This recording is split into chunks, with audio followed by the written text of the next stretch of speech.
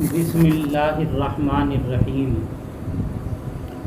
وعن سفیان بن عبد اللہ الثقفی قال قلت یا رسول اللہ قل لی فی الاسلام قولا لا اسأل عنہ احدا بعدک وفی روایت غیرک قال قل آمنت باللہ ثم استقم رواہ مسلم۔ یہ روایت حضرت سفیان الثقفی رضی اللہ تعالی عنہ سے منقول ہے۔ یاد رکھیے یہ بھی صحابی ہیں، قبیلہ بنو ثقیف سے ان کا تعلق ہے، اسی لیے الثقفی کہا جاتا ہے۔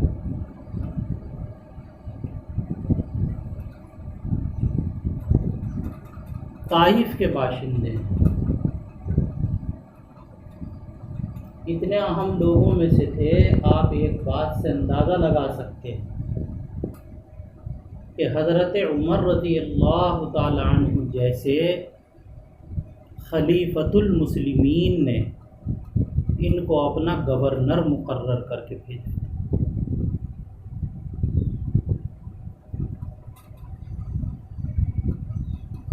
یہ کہتے ہیں کہ میں نے یہ سوال کیا، قلت، کیا کہتے ہیں یہ؟ قلت یا رسول اللہ، میں نے کہا کہ اے اللہ کے رسول صلی اللہ علیہ وسلم، قل فی الاسلام قولا،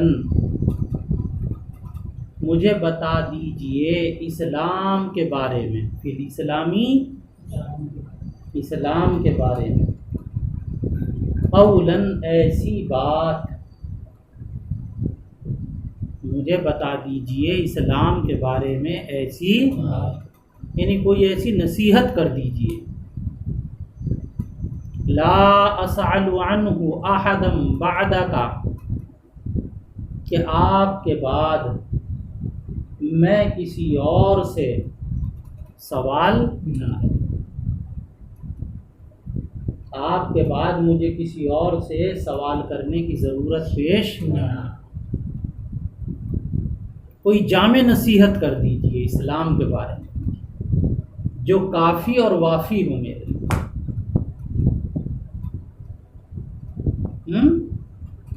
لا اسأل عنہ احدا بعدک، آپ کے بعد مجھے کسی اور سے سوال کرنے کی ضرورت نہ رہے۔ وہ فی روایت، اور ایک روایت میں ہے غیرہ کا، یعنی بعدہ کا نہیں ہے، کیا ہے؟ آپ کے علاوہ کسی اور سے، آپ کے علاوہ کسی اور سے۔ قال، تو انہوں نے راوی نے کہا کہ اللہ کے نبی علیہ السلام نے کیا فرمایا؟ قل، کہو، آمنت باللہ ثم استقم، کہو کہ میں ایمان لایا اللہ پر اور پھر اس پر جم جاؤ۔ استقم،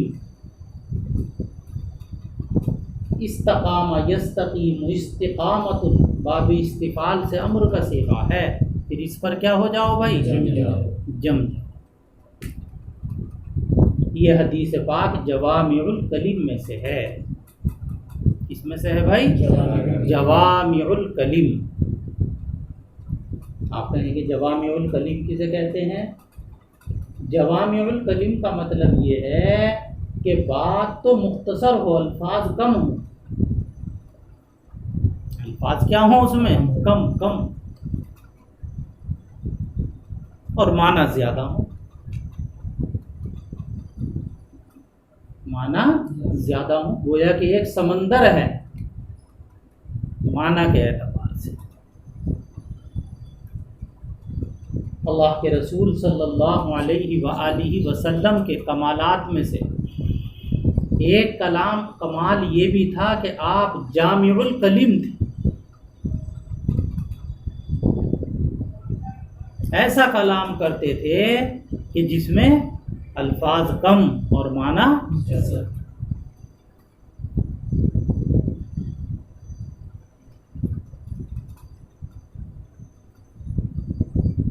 تو آپ نے یہی کہا کیا، قل آمنت باللہ، آمنت باللہ یعنی اللہ تبارک و تعالیٰ نے جتنی چیزوں کا حکم دیا ہے اس سب پر میں کیا لایا، ایمان۔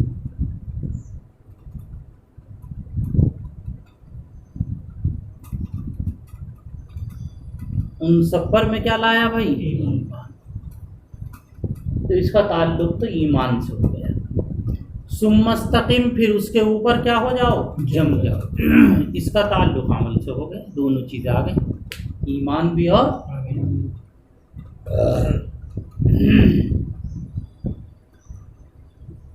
دونوں چیزیں آ گئیں، ایمان بھی اور عمل۔ اور یہ دو چیزیں حاصل ہو جائیں کسی کو، ایمان اور عمل صالح، تو یہی نجات کے لیے کافی۔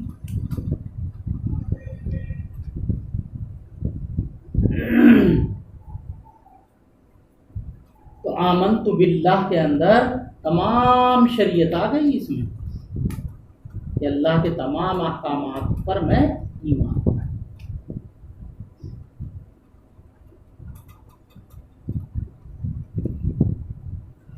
اور پھر اس پر عمل کرو، اور عمل بھی کیسے کرو، دوام اور استمرار کے ساتھ۔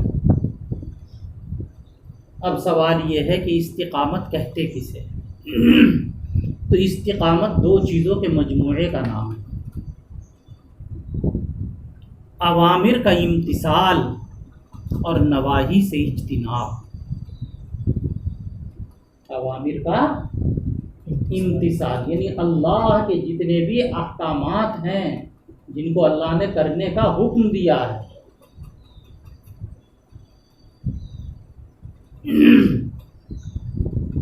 ان کی اطاعت کی جائے، ان کے اوپر عمل کیا جائے، اور نواہی سے اجتناب، جتنی چیزوں سے منع کیا ہے ان سے بچا جائے۔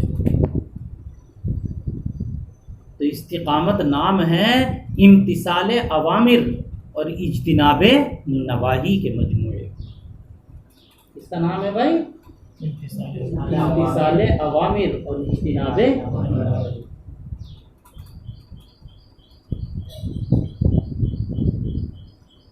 تو یہی دو چیزیں ہوتی ہیں اصل۔ ایک آدمی اگر بیمار ہے تو اس کی شفا کے لیے دو ہی کام ہوتے ہیں، کیا، ایک دوائی کا کھانا اور دوسرے پرہیز۔ دوائی پابندی سے کھائے اور کیا کرے بھائی، پرہیز۔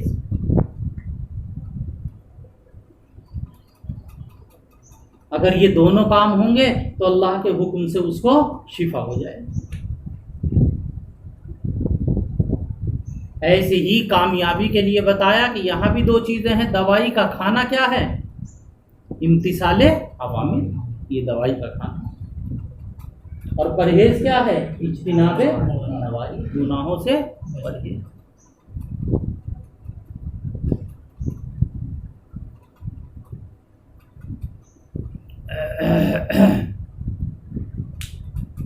تو سمجھ میں آ گیا بھائی استقامت کا مطلب ہے۔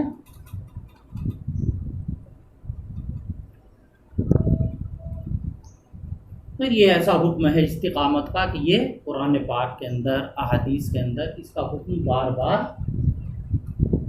قالوا ربنا اللہ ثم استقاموا، نہیں ثم استقاموا، وہی تو استقامت۔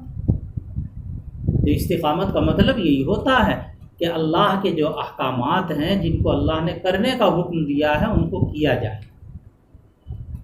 اور جن سے بچنے کا حکم دیا ہے ان سے بچا جائے۔ یہ مسلم شریف کی روایت ہے۔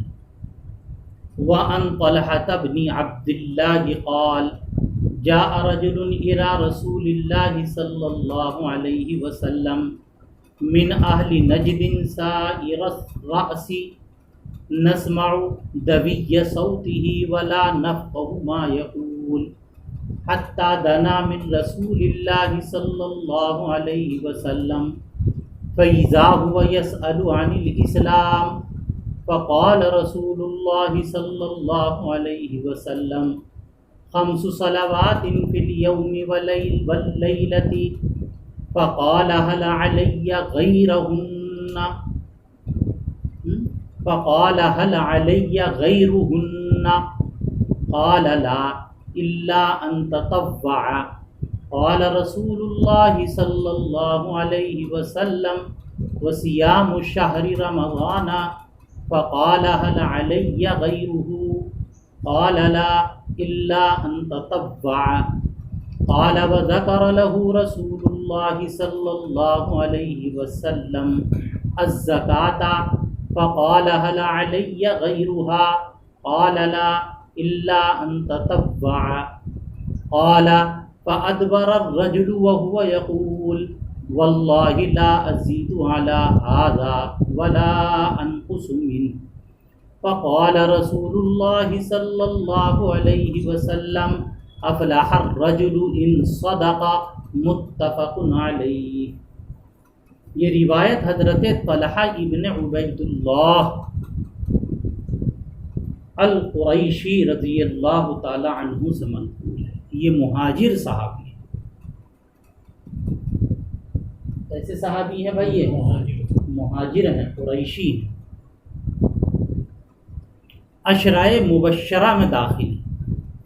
یہ حضرت طلحہ جو ہیں یہ عشرۂ مبشرہ میں داخل، مبشرہ نہیں، مبشرہ میں داخل، یعنی وہ 10 نفوس قدسیہ کہ جن کو آپ صلی اللہ علیہ وسلم نے مجلس واحدہ کے اندر جنت کی بشارت۔ بڑے اونچے درجے کے صحابہ میں ہیں حضرت طلحہ، عشرۂ مبشرہ میں۔ جنگ احد میں ان کے جسم پر 75 زخموں کے نشانات تھے۔ کتنے؟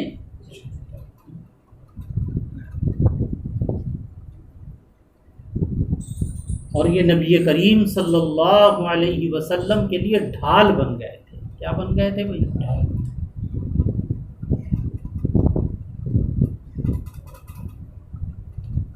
یہ روایت ان حضرت طلحہ ابن عبید اللہ رضی اللہ تعالی عنہ سے۔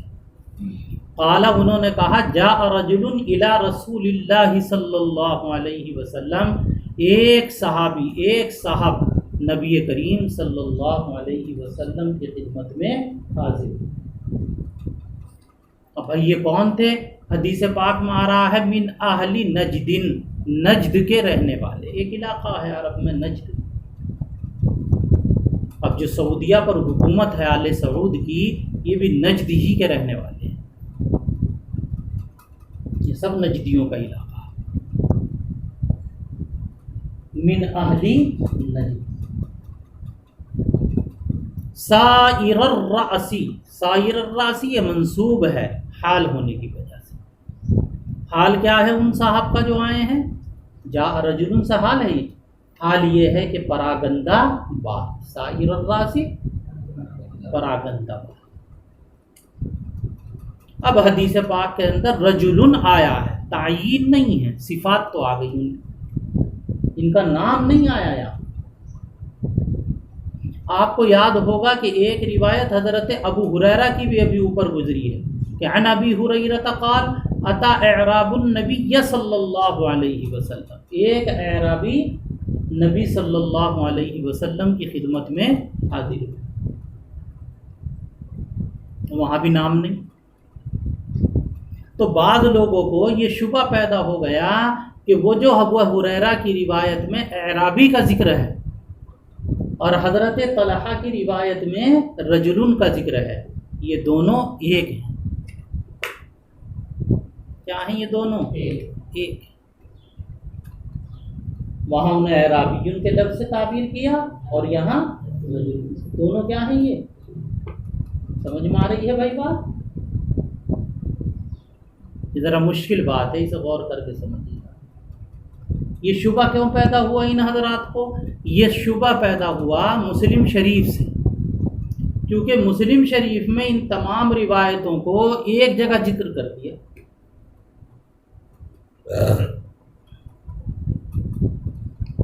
تو اس سے بعد لوگوں کو یہ شبہ پیدا ہو گیا کہ امام مسلم اس اعرابی اور رجل دونوں کو ایک سمجھ رہے ہیں۔ وہاں سے پیدا ہوا یہ شبہ۔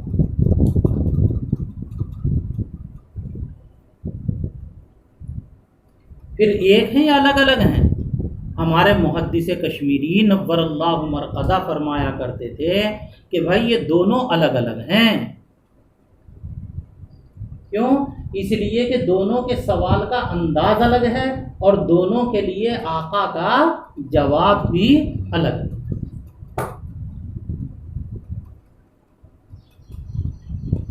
تو سوال اور جواب کا مضمون ہی بالکل الگ ہے دونوں۔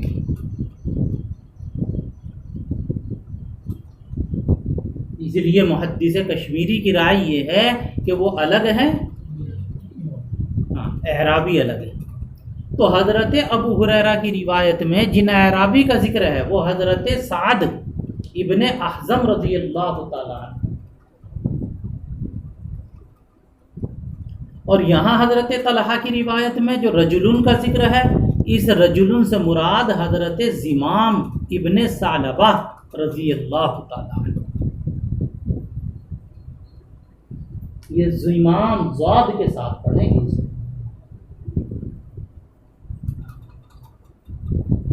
ابن ثعلبہ، یہ ثعلبہ سے کے ساتھ ہے۔ تو رجلن سے یہ حضرت زمام مراد ہے۔ آ گئی بھائی اچھی طریقے سے بات سمجھ میں۔ اب ان کی کیفیت ذکر کی ہے کہ یہ کیا تھے؟ پراگندہ بال تھے، یعنی چونکہ لمبا سفر کر کے آئے تھے تو بال بھی کیا ہو رہے تھے؟ منتشر۔ وَنَسْمَعُ دَوِيَّ صَوْتِهِ وَلَا نَفْقَهُ مَا يَقُولُ۔ دویّن کہتے ہیں مولانا اصل شہد کی مکھی کی بھنبھناہٹ کو۔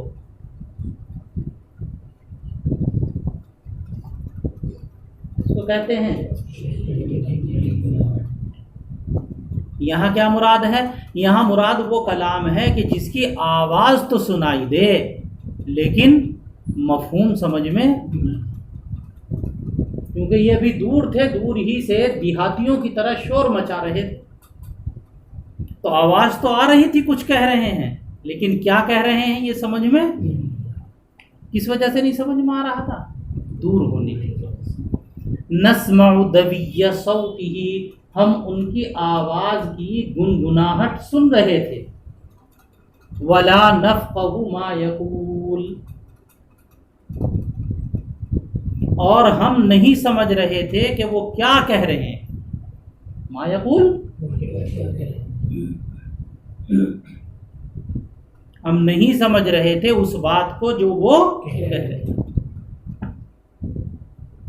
وہ سمجھ میں نہیں آ رہا تھا کیا کہہ رہے ہیں۔ تو ایسا کلام کہ جس کی آواز تو سنائی دے، شور تو سنائی دے، لیکن بات سمجھ میں نہ آئے، اسے کیا کہا جائے گا؟ دوی۔ حتی دنا من رسول اللہ صلی اللہ علیہ وسلم، یہاں تک کہ وہ نبی کریم صلی اللہ علیہ وسلم سے قریب ہوئے۔ فَإِذَا، یہ ویزا مفاجاتیہ ہے، تو اچانک، اب سمجھ میں آیا جب قریب ہوئے، اچانک کیا؟ فَإِذَا هُوَ يَسْأَلُ عَنِ الْإِسْلَامِ، تو اچانک وہ سوال کر رہے ہیں اسلام کے فرائض کے بارے میں۔ عن الاسلام ای عن فرائض الاسلام، اسلام کے فرائض کے بارے میں۔ بھائی فرائض کے بارے میں کیوں؟ اس لیے کہ یہ مسلمان تو پہلے ہو چکے ہیں۔ کیا ہو چکے ہیں بھائی؟ ہاں، ایمان تو لے آئے ہیں۔ اب کیا پوچھنا چاہ رہے ہیں کہ یہ بتائیے کہ ایمان لانے کے بعد میرے اوپر کون کون سے فرض عائد ہوتے ہیں؟ کیا لا چکے ہیں پہلے؟ یہ اسلام، مسلمان نہیں ہے۔ کبھی آپ سوچو کہ مسلمان نہیں، اگر مسلمان نہ ہوتے تو پھر کیا لیتے؟ کیا پہلے کیا ہوتا؟ ایمان، شہادتین کے اقرار۔ یہاں اس کی ضرورت ہی نہیں ہے، کیوں؟ اس لیے کہ پہلے ہی سے یہ مسلمان ہے۔ فقال رسول اللہ صلی اللہ علیہ وسلم 5 صلوات فی الیوم واللیلہ، آقا صلی اللہ علیہ وسلم نے فرمایا کہ اسلام کے فرائض میں سب سے پہلا فرض کیا فرمایا بھائی؟ 5 صلوات فی الیوم واللیلہ، رات اور دن میں 5 نمازیں، رات اور دن میں یہ فرض ہے۔ فقال هل علی غیرہن، تو ان صاحب نے کہا، کیا کہا انہوں نے؟ کیا میرے اوپر فرض ہے ان 5 نمازوں کے علاوہ کوئی اور نماز؟ آ رہا ہے ترجمہ سمجھ میں؟ تو آپ نے کیا فرمایا؟ فقال لا، آقا نے فرمایا نہیں، الا ان تطوع، مگر یہ کہ تم نفلی نمازیں پڑھو، اس کی تمہیں اجازت ہے، جتنی چاہے پڑھ لو۔ الا ان تطوع، مگر یہ کہ تم کیا پڑھ لو؟ اس کی اجازت ہے، اس میں کوئی پابندی نہیں۔ تطوع اصل میں تھا الا ان یتطوع، ارے کچھ سمجھ میں آئی؟ وہ الا ان تتطوع، تطوع ایک تا کو کیا کر دیا؟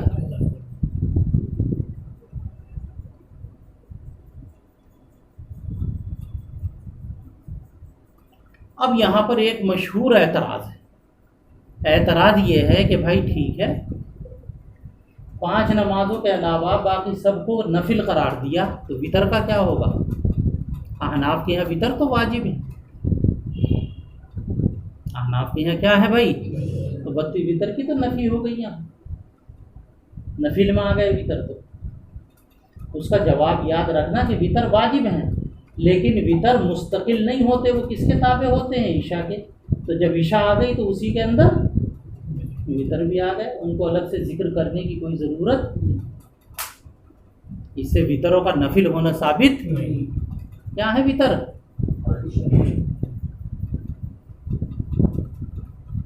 سمجھ میں آیا؟ یہ سوال اور جواب بھی نہیں سمجھ میں آیا؟ فقال رسول اللہ صلی اللہ علیہ وسلم وصیام شہر رمضان، اور آقا صلی اللہ علیہ وسلم نے فرمایا رمضان کے مہینے کے روزے رکھنا دوسرے نمبر کا فرض یہ ہے۔ تو ان صاحب نے پھر کہا کیا؟ فقال هل علی غیرہ، کیا میرے ذمے فرض ہے رمضان کے روزوں کے علاوہ کوئی اور روزہ؟ فقال لا، تو آقا نے فرمایا نہیں، الا ان تطوع، مگر یہ کہ تم نفلی روزے رکھو، نفلی روزے رکھ سکتے ہو۔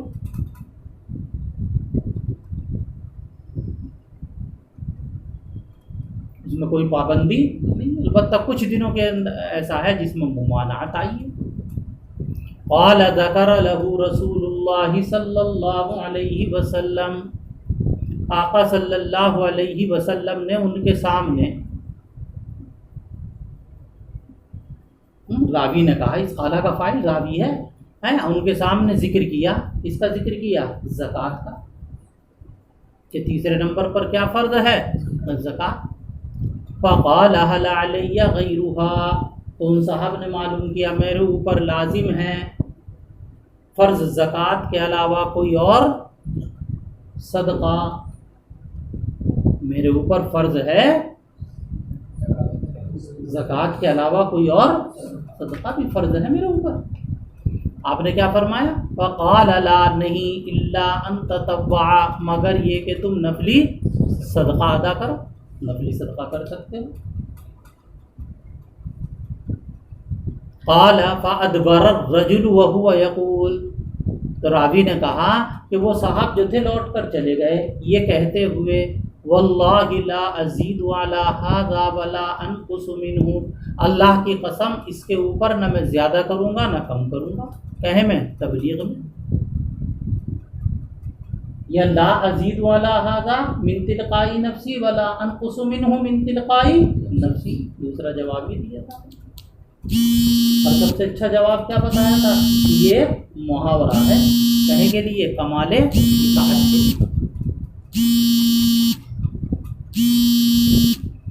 فقال رسول اللہ صلی اللہ علیہ وسلم افلح الرجل من صدقہ، آقا صلی اللہ علیہ وسلم نے فرمایا کہ شخص کامیاب ہوا، آدمی کامیاب ہو گیا اگر اس نے سچ کہا۔ اب یہ مت کہنا کہ بھائی یہاں پر حج کا تو ذکر آیا ہی نہیں۔ بھائی حج کا ذکر اس لیے نہیں آیا کہ ابھی حج فرض نہیں ہوا، ابھی حج فرض ہی اس لیے اس کا ذکر۔ یہ روایت بھی متفق علیہ ہے۔ آگے اور روایت دیکھیے، وعن ابن عباس رضی اللہ تعالی عنہما قال ان وفد عبد القیس لما اتوا النبی صلی اللہ علیہ وسلم قال رسول اللہ صلی اللہ علیہ وسلم من القوم او من الوفد قالوا ربیعۃ قال مرحبا بالقوم او بالوفد غیر خزایا ولا نداما فقالوا یا رسول اللہ انا لا نستطيع ان نأتيك الا في الشهر الحرام وبيننا وبينك هذا الحي من كفار مضارا فمرنا بأمر فصل نخبر به من وراءنا وندخل به الجنة وسألوه عن الأشربة فأمرهم بأربع ونهاهم عن أربع أمرهم بالإيمان بالله وحده قال أتدرون ما الإيمان بالله وحده قالوا الله ورسوله أعلم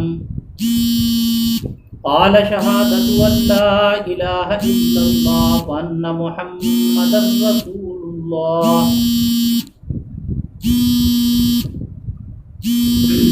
وإقام الصلاة وإيتاء الزكاة وصيام رمضان وأن تعطوا من المغنم الخمس ونهاهم عن أربع عن الحنتم والدباء والنقير والمزفة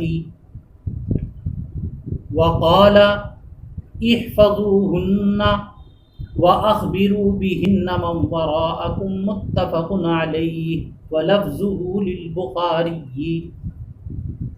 یہ روایت حضرت عبداللہ ابن عباس رضی اللہ تعالی عنہما سے منقول ہے۔ ابن عباس کا نام بھی کیا ہے بھائی؟ عبداللہ۔ حضرت عباس کے بیٹے تو ایک سے زیادہ تھے، حضرت عباس کے بیٹے تو کیا تھے بھائی؟ ایک سے زیادہ تھے۔ لیکن جب روایتوں کے اندر ابن عباس لکھا ہوا ہے تو اس سے مراد حضرت عبداللہ ابن عباس، نبی کریم صلی اللہ علیہ وسلم کے چچا ہیں حضرت عباس، یہ ان کے بیٹے یعنی آپ کے چچیرے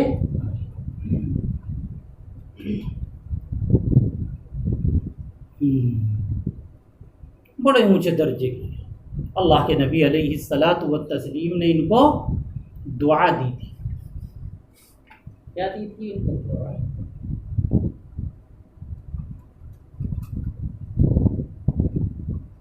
حضرت عمر رضی اللہ تعالی عنہ مشورے میں ان کو آگے آگے رکھا کرتے، ان کے علم اور فضل کی وجہ۔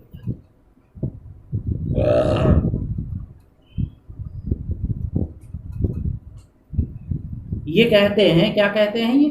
ان وفد عبد القیسی، وفد یہ جمع ہے، وفد مفرد کیا ہے اس کا؟ وافد۔ وفد جمع ہے اس کی؟ وافد کی۔ وافد کسے کہتے ہیں؟ جماعت کو۔ کون سی جماعت؟ وہ جماعت جو کسی حاکم کے پاس جائے ضرورت کو لے کر۔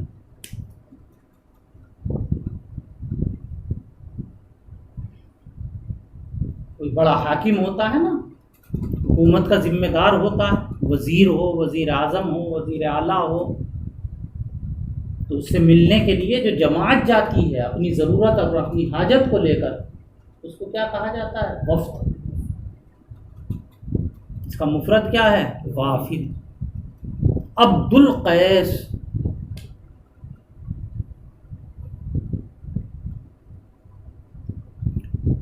اس قبیلے کے کوئی جد اعلیٰ تھے، ان کا نام عبد القیس تھا، جس کی وجہ سے قبیلے کا نام ہی کیا پڑ گیا؟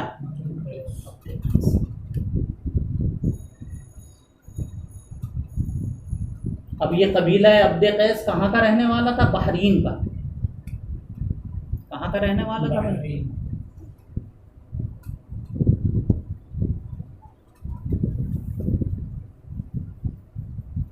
قبیلہ ربیعہ سے ان کا تعلق ہے۔ کس سے تعلق ہے؟ قبیلہ ربیعہ۔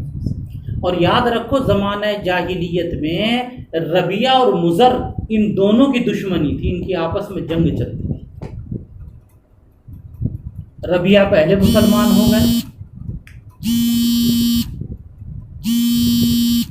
ربیعہ کیا ہو گئے بھائی؟ پہلے مسلمان ہو گئے۔ مضر بھی مسلمان ہو گئے تھے لیکن بعد میں۔ ان کی دشمنی جو تھی ربیعہ کی کس سے چلا کرتی تھی؟ مضر۔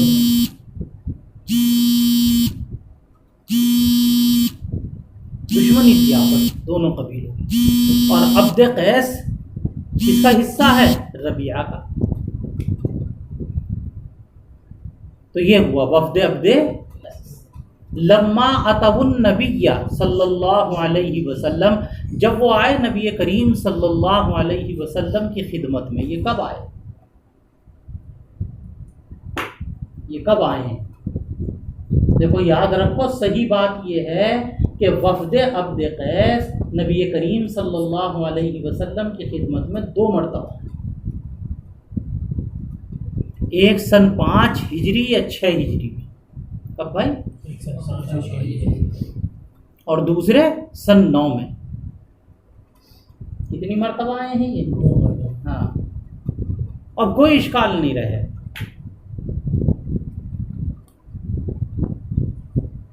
پانچ میں یا 6 میں آئے ہیں پہلی مرتبہ، اور دوسری مرتبہ یہ ذکر پہلی مرتبہ کا ہے، جب پہلی مرتبہ آئے ہیں۔ کیوں آئے ہیں؟ اسلام قبول کرنے کے، کسی کے دباؤ میں نہیں، برضا و رغبت۔ کیسے آئے ہیں بھائی؟ برضا، اپنی خوشی سے اسلام قبول کرنے۔ اتنی اعلیٰ درجے کی بات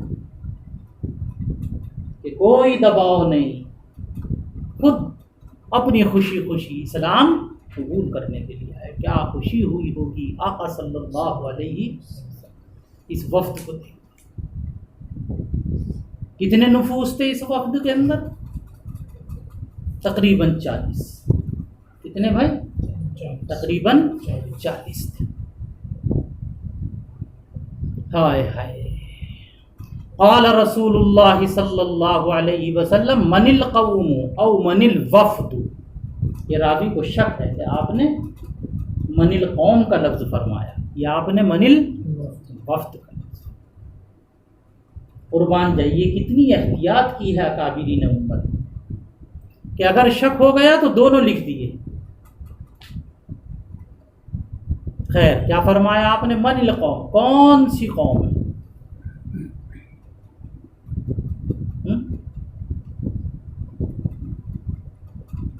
من القوم، کس قوم کے لوگ؟ من الوفد، کون سا وفد ہے؟ یہ آپ نے سوال کیا کہ بتائیں بھائی کون لوگ آئے ہیں؟ قالوا، تو انہوں نے کہا ربیعۃ، یہاں پر مبتدا محذوف ہے، نحن مبتدا، نحن ربیعۃ، ہم قبیلہ ربیعہ کے لوگ۔ ربیعہ کے باپ کا نام نزار تھا، اور نزار کے 2 بیٹے تھے، ربیعہ اور مضر۔ جو ربیعہ سے چلا قبیلہ اس کو کیا کہا جانے لگا؟ ربیعہ، اور جو مضر سے چلا اسے کیا کہا جانے لگا؟ مضر۔ پھر ان دونوں تھے تو بھائی بھائی، ان کی نسلوں میں آپس میں دشمنی ہو، ربیعہ میں اور مضر دشمنی ہو۔ یہ جو وفد عبد قیس آیا ہے اس کا تعلق ربیعہ کی شاخ سے ہے، مضر کی شاخ سے۔ تو کیا کہا انہوں نے؟ نحن ربیعۃ، ہم قبیلہ ربیعہ کے لوگ۔ قال مرحبا بالقوم او بالوفد، آقا صلی اللہ علیہ وسلم نے فرمایا قوم یعنی تمہاری قوم کو یا وفد کو کیا ہے؟ خوش آمدید، مرحبا۔ رحبا یرحب رحبا و مرحبا، مصدر ہے یہ مرحبا، کیا ہے یہ بھائی؟ مصدر ہے، مصدر۔ آگے سمجھ میں کیا معنی آتے ہیں؟ کسی کو خوش آمدید کہتے ہیں۔ آپ نے فرمایا مرحبا بالقوم او بالوفد،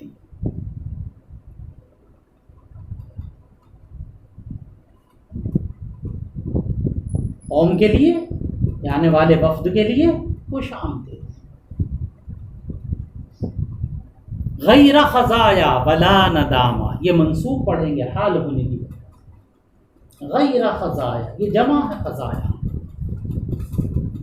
مفرد ہے اس کا خزیان، کیا مفرد ہے؟ خزیون سے مشتق ہے، خزیون کے معنی رسوائی۔ ندامہ یہ بھی جمع ہے، واحد ہے اس کا ندمان، کیا ہے واحد؟ ندمان، جمع ندامہ۔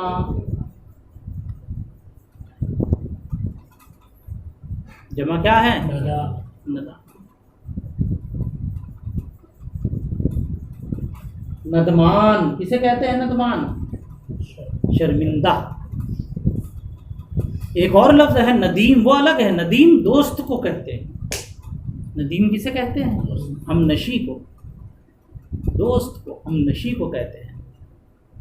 یہاں یہ ندیم نہیں ہے بلکہ کیا ہے؟ ندمان ہے۔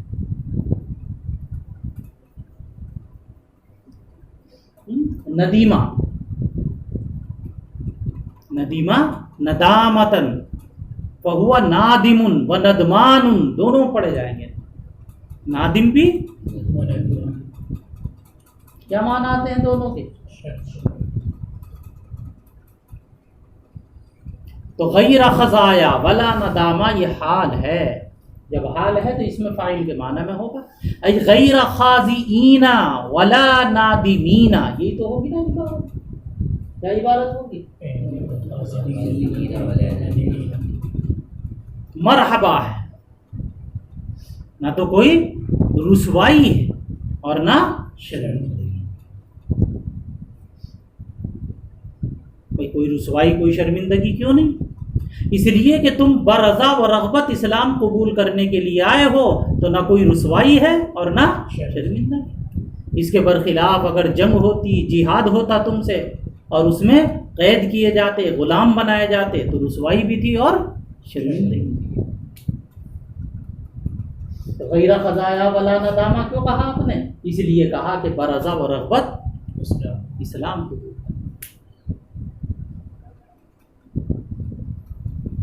آ رہا ہے سمجھ میں؟ ارے مطلب سمجھ میں آ رہا ہے یا نہیں؟ غیر خزایا ولا ندامہ، نہ تو کوئی رسوائی ہے اور نہ کوئی شرمندگی۔ قالوا یا رسول اللہ انا لا نستطيع ان نأتيك، اب انہوں نے کہا کہ انہوں نے ارے وہی جو وفد آیا ہے وفد عبد قیس کہ ہم آپ کی خدمت میں بار بار حاضر نہیں ہو سکتے۔ لا نستطيع بار بار جلدی جلدی حاضر، اس مہینے بھی آ گئے، اگلے مہینے بھی آ گئے، ہم آپ کی خدمت میں جلدی جلدی حاضر نہیں الا فی الشہر الحرام، سوائے کس کے؟ حرمت والے مہینے۔ بس ہم کب آ سکتے ہیں؟ اشہر حرم کتنے ہیں یہ حرمت والے مہینے؟ 4۔ کون کون سے؟ ذی قعدہ، ذی الحجہ، محرم اور ایک رجب۔ بس حرمت والے مہینوں میں آ سکتے ہیں، بار بار جلدی جلدی نہیں آ سکتے۔ کیوں نہیں آ سکتے بھائی جلدی جلدی؟ بیننا و بینک ھذا الحی من کفار مضر، ہمارے اور آپ کے درمیان یہ کفار مضر کا قبیلہ ہے۔ کس کا؟ کفار مضر۔ بھائی کفار کیوں کہا مضر کو؟ اس لیے کہ مضر ابھی تک اسلام نہیں لائے، اسلام قبول نہیں کیا تھا قبیلہ مضر نے، اور ربیہ کی اور مضر کی آپس میں دشمنی تھی۔ آگے آپ کے اور ہمارے درمیان یہ مضر کا قبیلہ پڑتا ہے، ان کی زمینیں پڑتی، ہم وہاں سے گزر کر اور عشور حرم میں کیوں آ سکتے ہیں؟ اس لیے کہ حرمت والے مہینوں میں عرب کے لوگ جنگ اور قتل و قتال نہیں، بس اس میں آ سکتے ہیں۔ بعض نے کہا کہ اشہر حرام سے یہاں تمام مہینے مراد نہیں ہیں بلکہ رجب کا مہینہ ہے بس، اس لیے کہ مضر کا قبیلہ یہ رجب کی رجب کا زیادہ احترام کرتا تھا، اتنا زیادہ احترام کرتا تھا کہ رجب کو کہا ہی جانے لگا رجب مضر۔ یہ رجب ہی میں قتل و قتال سے رکتا تھا اور کسی مہینے میں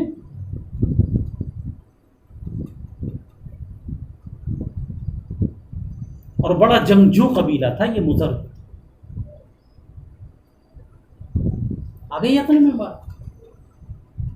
تو یہ ہمارے درمیان میں پڑتا ہے، اس لیے ہم جلدی جلدی بار بار نہیں آتے۔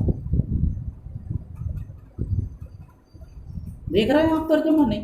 اِنَّا لَا نَسْتَطِيعُ أَن نَّأْتِيَكَ، انہوں نے کہا کہ ہم جلدی جلدی بار بار آپ کی خدمت میں حاضر نہیں ہو سکتے سوائے إِلَّا فِي الشَّهْرِ الْحَرَامِ، سوائے حرمت والے مہینے۔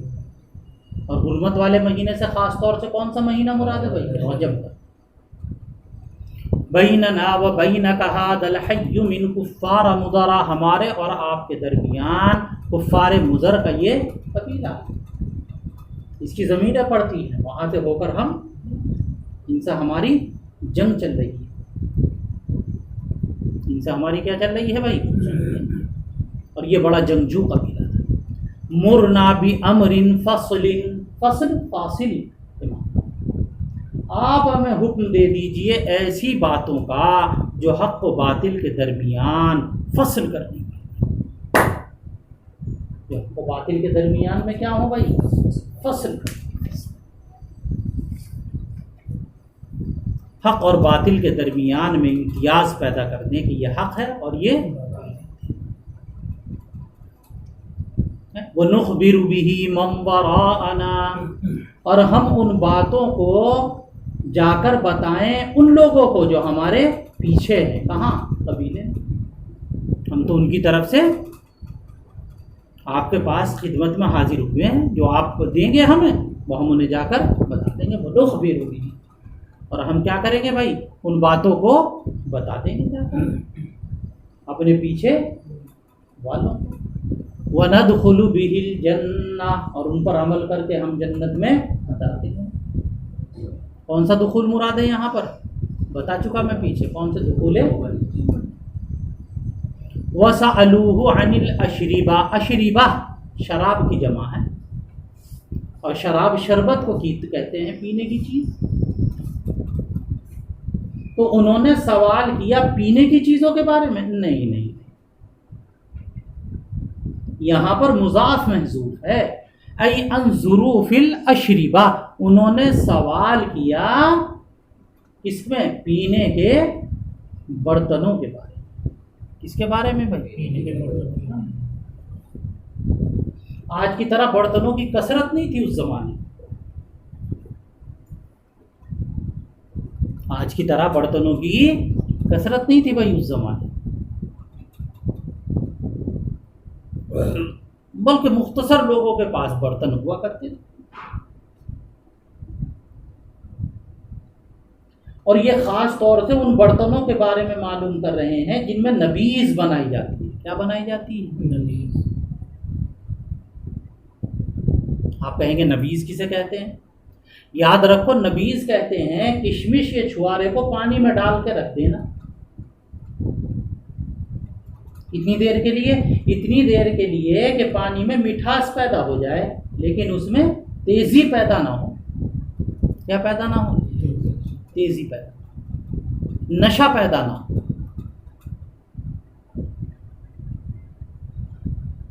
ایسا کتنی دیر میں ہو جائے گا؟ اگر آپ شام کو بھگو دیں تو صبح تک پانی کے اندر مٹھاس پیدا ہو جائے گا، نبیذ بن جائے گا. اچھا، نبیذ بنانے کے برتن اور شراب بنانے کے برتن ایک ہی تھے، الگ الگ اس زمانے میں نہیں ہوا کرتے تھے جیسے آج کا زمانہ ہے. جیسے آج کا زمانہ ہے کہ یہ دودھ کا برتن ہے، یہ چائے کا برتن ہے. اس زمانے میں ایسا نہیں تھا کہ بھائی یہ چائے سیٹ ہے، یہ لیمن سیٹ ہے، نہیں.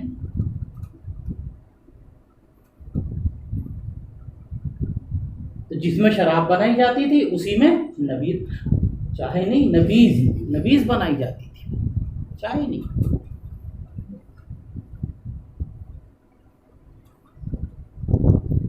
اور شراب حرام ہو گئی ہے. کیا ہو گئی؟ اچھا، شراب سے اہل عرب کو بڑا خاص لگاؤ تھا، اور چونکہ ابھی ابھی شراب حرام ہوئی ہے تو جن برتنوں میں شراب بنائی جاتی تھی ان کے استعمال پر بھی پابندی لگا دی گئی. ان کے استعمال پر بھی کیا لگا دی گئی تھی؟ شراب حرام ہو گئی تھی تو جن برتنوں میں شراب بنائی جاتی تھی نا، جن برتنوں میں، ان برتنوں کے استعمال پر بھی پابندی لگا دی تھی کہ ان کو بھی استعمال کرنا جائز.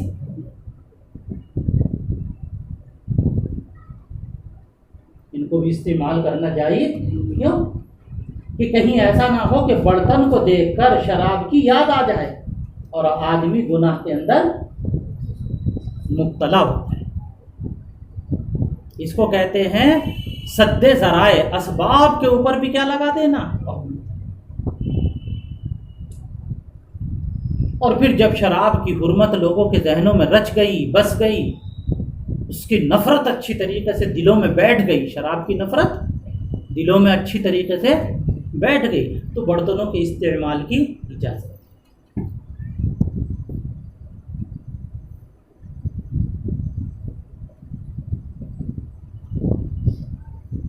ایک اور وجہ بھی تھی. وجہ یہ تھی کہ جن برتنوں میں شراب بنائی جاتی تھی وہ برتن گندے ہوتے تھے عام طور سے. کیا ہوتے تھے وہ؟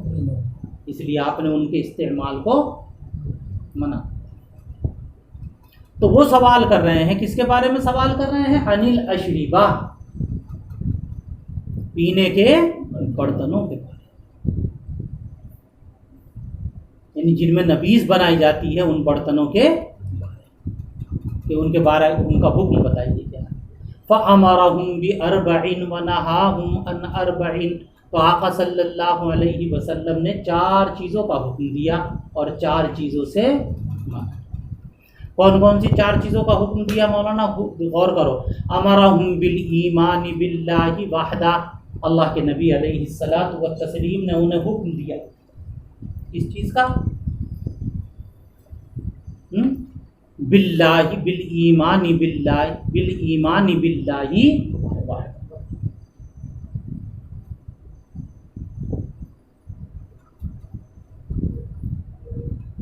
اللہ وحدہ لا شریک پر ایمان.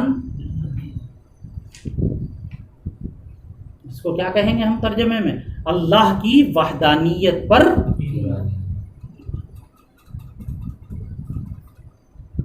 پھر آگے سوال کیا کیا؟ قال اتدرون ما الایمان باللہ وحدہ.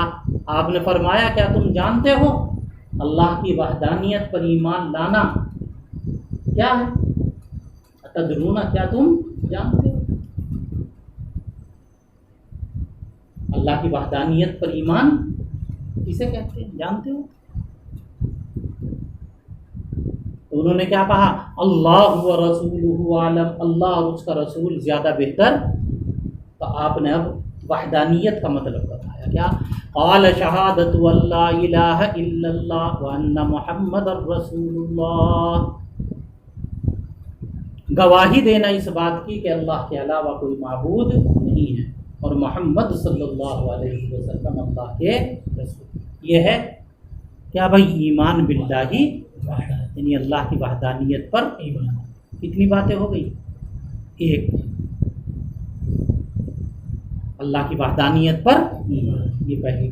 دوسری چیز وَإِقَامُ الصَّلَاةِ، دوسری چیز کیا ہے؟ نماز کا قائم.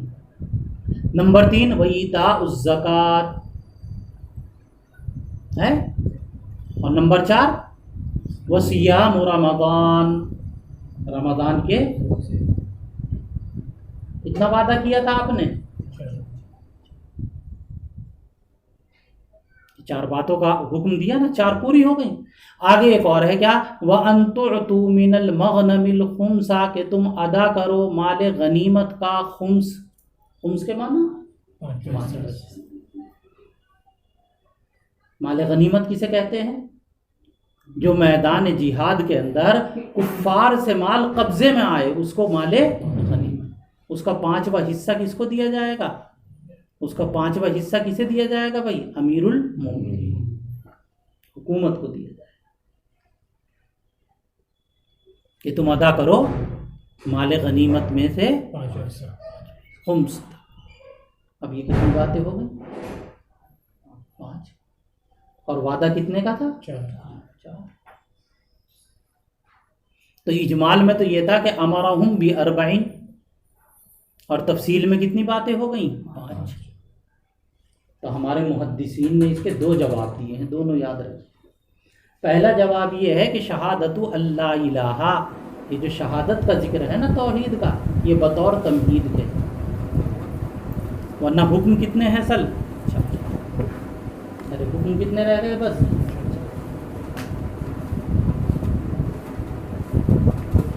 آ گئی عقل میں، اب تو کوئی اعتراض نہیں.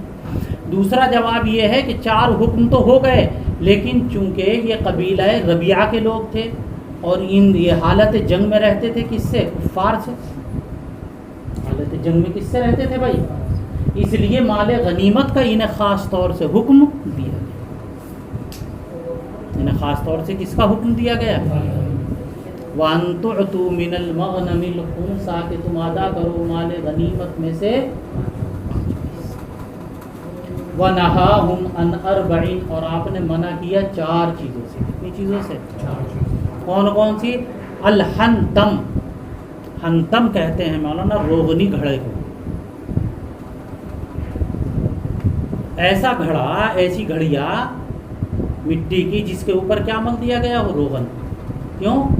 اس لیے کہ مٹی کے گھڑے میں باریک باریک مسامات ہوتے ہیں، اور اس میں بنائی جاتی تھی شراب. اور شراب جب بنے گی جب ہوا اندر باہر سے اندر نہ آئے، تو اس پر روغن مل دیتے تھے تاکہ بالکل باہر سے ہوا اندر. ایسے برتن میں شراب جلدی تیار ہو جائے، تو کسے کہتے ہیں؟ حنتم، روغنی. دوسرا لفظ ہے دبا، کدو کو کہتے ہیں. یہ خاص طریقے سے کدو سکھایا جاتا تھا، اس کا چھلکا موٹا ہوتا ہے اور اندر کے بیج کو نکال دیتے تھے، تو یہ ایک برتن بن جاتا ہے. اور اوپر سے اس کی گردن پتلی ہوتی ہے تو پکڑنے کے لیے بھی بن گیا. اس میں بھی شراب بنائی جاتی تھی. اس میں بھی کیا بنائی جاتی تھی بھائی؟ اور انہیں دھویا نہیں جاتا تھا. کیوں؟ اگر دھو دیا تو صاف ہو جائیں گے، اور جتنے گندے رہیں گے اتنی جلدی شراب تیار ہو. یہ گندے بھی بہت رہتے ہیں. تیسرا کیا ہے؟ النقیر. نقیر کہتے ہیں کھجور کی جڑ کو. کھجور کا پیڑ کاٹ لیا، اس کی جڑ کو کھوکھلا کر دیتے تھے. اس میں بھی کیا بناتے تھے؟ شراب. اب ظاہر سی بات ہے کہ جب یہ زمین میں گڑی ہوئی ہے جڑ، تو یہ جلدی سے صاف. چوتھا لفظ کیا ہے یہاں پر؟ مزفت. مزفت اس برتن کو کہتے ہیں مٹی کے جس کے اوپر تارکول مل دیا جائے. کیا مل دیا جائے جس کے اوپر؟ اسے کیا کہتے ہیں؟ مزفت. یہ 4 برتن تھے جن سے اس زمانے میں شراب بنی. آپ نے منع کر دیا کہ ان 4 برتنوں کا استعمال کرنا جائز نہیں. نبیز کے لیے بھی اور پانی کے لیے۔ اب یہ حکم دائمی تھا یا بعد میں منسوخ ہو گیا؟ یہ میں بتا چکا، بعد میں یہ حکم کیا ہو گیا تھا جی؟ منسوخ۔ بعد میں حکم کیا ہو گیا تھا؟ کب؟ جب شراب کی نفرت دلوں میں اچھی طرح قال احفظوهن، آپ نے فرمایا انہیں باتوں کو اچھی طرح یاد کر لو۔ وَأَخْبِرُوا بِهِنَّ مَنْ وَرَاءَكُمْ، اور ان باتوں کو جا کر بتاؤ